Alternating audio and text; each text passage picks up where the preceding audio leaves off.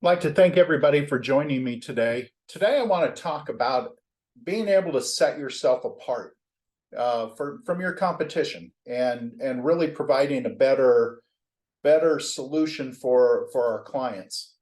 If you look at, you know, in the business world, we're always looking at how can we be different and how can we provide that service to our client that not only provides them the solutions that they need, but also puts them in a mindset that they want to refer their friends over to you. Well, today, what I want to focus on is building a team.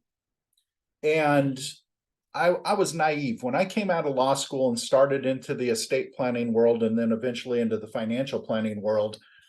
I always assumed that all the advisors talked. And it wasn't until I'd gone through, that first year of working with clients that I realized most of the attorneys aren't talking to their client's CPA. They're not talking to their client's financial advisors. And all of that conversations that our clients think it would be happening isn't happening. So if you want to set yourself apart from everybody else, start building a team. That team that can help you help your clients. One of the examples I like to use is building a home. Think about building a home. If you want to build a home today, are you just going to grab a shovel, a hammer, some nails, some lumber, and walk out there and start putting your home up? It doesn't happen that way. Think about that process.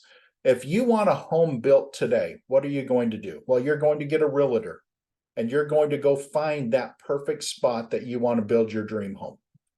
And it could be on the lake, it could be in the mountains, it could be in the city, but it's going to be the place that you want to build your home. Now, what's your next step? Well, your next step is you're going to go meet with an architect. And with that architect, you're going to start talking about, here's the dream home that we have in our head. And the architect's going to start taking asking those questions and figuring out what is it that you want to build. And as you start talking to the architect, that picture starts coming onto the paper. Now, the architect's going to push back a little bit because as the architect's asking you what you want, he's also going to tell you what you can do. So if you want a walkout basement, well, if you've got a flat lot, he's going to tell you you can't have a walkout basement because you're not on the side of a hill. It won't work. So that architect's going to put your dream, but he's also going to put the parameters in there that make the home work. Now, what's the next step? That next step is the architect doesn't build your home. You don't build your home. You're going to go hire a general contractor. And that general contractor now is the project manager. And that general contractor is now going to come in and hire the subcontractors. So that if you think about it, the general contractor is not going to dig the foundation, pour the concrete, maybe put the walls up, the electrical, the plumbing. He's going to get specialists to do each and every one of those. Now, what is the general contractor's job?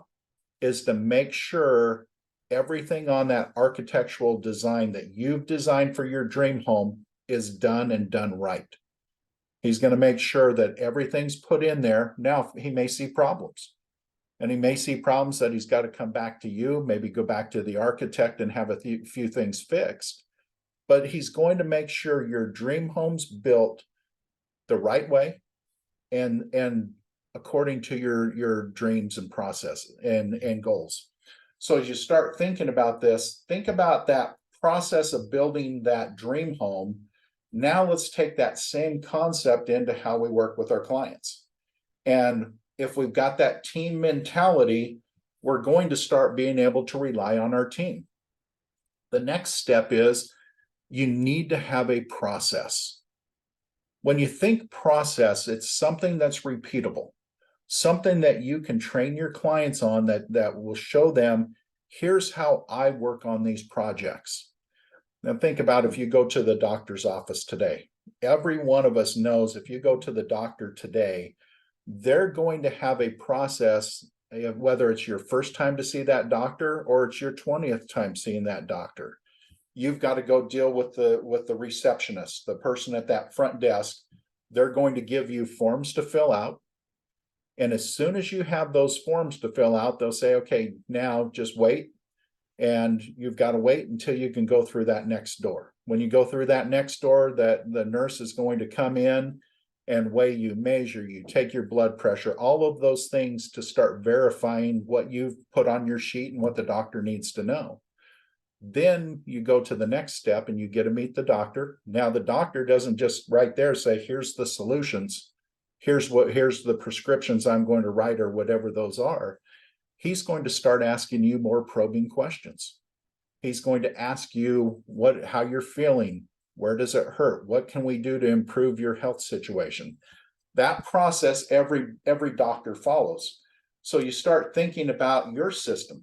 If you want to set yourself apart, one, we've got the team. Now we've got a process. And if you think about this process, it should be repeatable. So if we're going through this process and we meet our new client, we're going to start gathering that information. Make sure you have your questionnaires, the list of documents that you want. Do you want tax returns? Do you want to see their trust documents, their corporate documents, their buy-sell agreements? Whatever it is, make sure you're gathering information.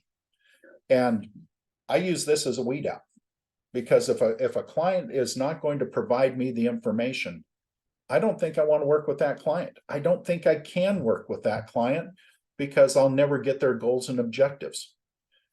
Because now that I've got their information, I'm going to really drill in to figure out what their goals are. Once I know what their goals are, I can start identifying those tools. So pull out the toolbox. At this point, we're going to pull out that toolbox, and maybe we're using life insurance, long-term care, annuities, investment products, trust, corporations, LLCs, whatever's in that toolbox that helps us helps our clients meet their goals. Then as a team, we're going to formulate that plan and make sure that this works for the CPA, the attorney, everybody that's on this team. We want to get their input, because even though we're all professionals looking at the same information, same client, we're going to come at it from a different professional perspective. So let's get those perspectives. Let's get the dumb questions out of the way so that everybody's on the same page. So when we go present the plan to the client, we've already got sign off from everybody. This is what we need to do. This is going to work for the client. And now we present this with the whole team already signed off and given us the thumbs up. Now, the next part's important, and this is where having a team really, really helps, because now we've got to start implementing this plan. And if we're going to implement this plan, we want to identify those people that are responsible for getting things done. So if we need to adjust the portfolio, okay, the asset manager, the investment manager is going to make sure that those investments are done to fit the plan. If we need the attorney to go draft, new trust documents, well, there again, is it a revocable trust? Is it a charitable trust? Is it a dynasty trust? We're going to know what the plan, and we're going to know we've got the right team member to make sure that's implemented. We're going to make sure the life insurance is implemented. It's owned right. The beneficiaries are right. We all take responsibility for our area of professional practice. The goal is to make sure everything fits for the client. But if you don't have a team, once you get to that implementation stage, then if everybody hasn't already signed off on the plan and agreed this is the right plan, now we may not get the plan implemented the way it needs to be for the client. The client's not going to get the goals achieved that they thought. They're again back to building their home. We can't have the subcontractor that's not following the plans. If we do, the home doesn't turn out right. The walls aren't in the right place. So our job is to build this dream plan for our clients, the goals and objectives. If you want to set yourself apart, make sure you're building a team, you're working together as a team, and you have a process so that the client knows we're going to go start to finish, and make sure this plan works. And then we've got a review process to every year make sure this is up to date. So there again, I appreciate everybody getting on. If you ever have questions, feel free to reach out and I'd be happy to talk this through. Looking forward to talking to you again next week. Thank you.